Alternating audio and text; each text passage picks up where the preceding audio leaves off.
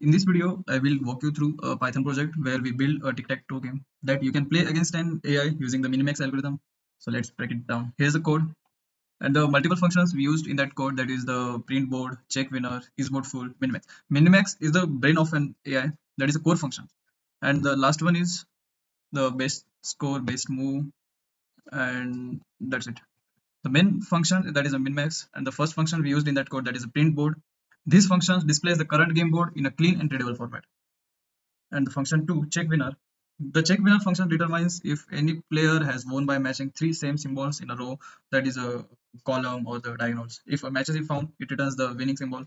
And the function 3 is board full. Basically, that is helps for the decision making function, simulates all moves to find the best one. And the fifth function is best move.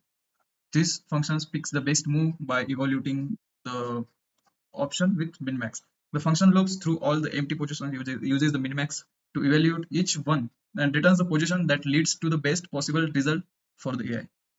And the main function is used for handle game flow, player turns, check win or tie, AI turns, repeat. And this is the cycle basically. This function starts the game, manages turns between the player and the AI, and checks the game status after every move. It keeps looping until there is a win or tie. End of the code, I declare main function. Here is the output. The X is played by me and the O is played by the genius AI.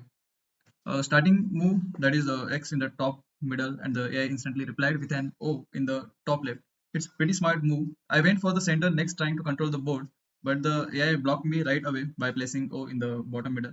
At one point, I accidentally tried to move where the AI had already gone, and the game threw an invalid move message. Nice to see it's checking for valid or invalid out inputs or outputs. Uh, the rest of the match was a strategic back and forth. Both of us played carefully, filling up the entire board without giving each other a chance to win.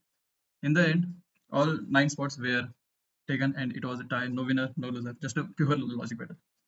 Thanks for watching.